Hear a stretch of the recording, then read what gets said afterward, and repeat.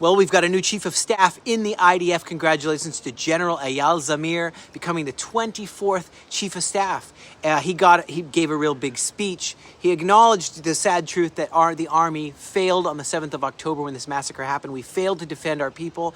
A lot of breaches, a lot of problems, a lot of issues. And he says we will achieve victory, though. He's very determined to bring us to full and complete victory. We've had an existential threat. But he said, guys, let's gather together. It's the people's army. It's not like we go and ask the army to do it. All of us are the people's army. And he said, we will bring security back, and he'll do his job with strength. And he said, we need more budget. He said, we need more budget. And that's why I'm always asking, as the Emergency Aid Initiative, we can do our part. We can get tactical helmets. We can get ceramic vests. We can stand in the gap. We can help.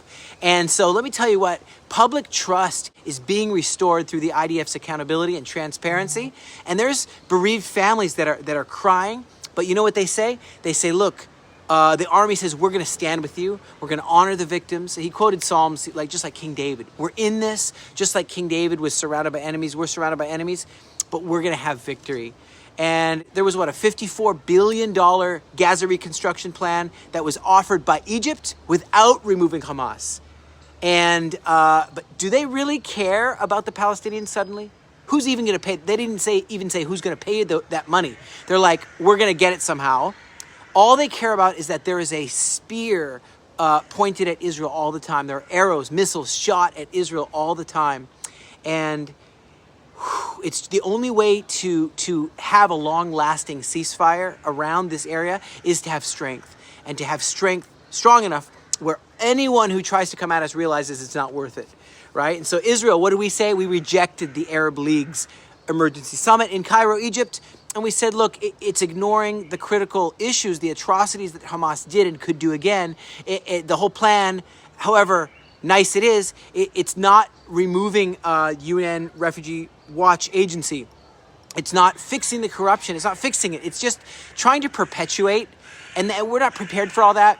And, 77 years the Arab countries have used Palestinians as a political and physical weapon against Israel and keeping them in this perpetual refugee status instead of seeking any kind of real solution. So Israel says that, they've got to be, a Trump plan can actually work. The Trump plan is something that could actually shift this reality of perpetuating refugee trauma. Let's fix this. So what did the White House say? The White House officially said, we also reject the Gaza reconstruction plan.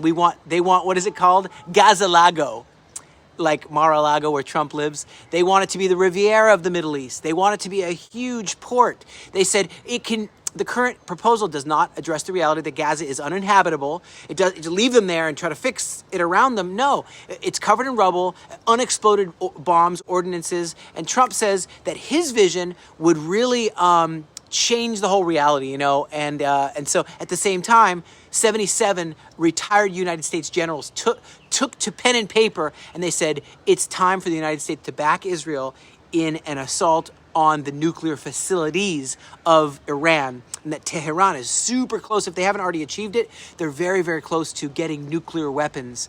And that's probably why Trump is also saying, did you catch that speech? What a speech, right? To the joint.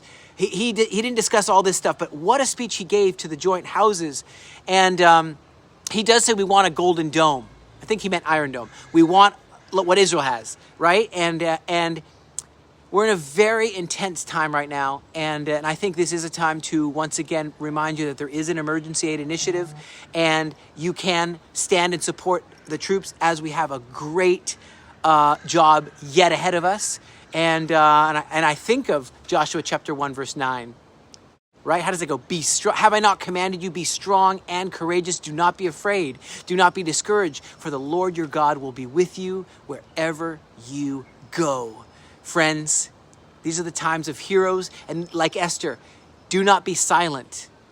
You're here, and we're here for such a time as this.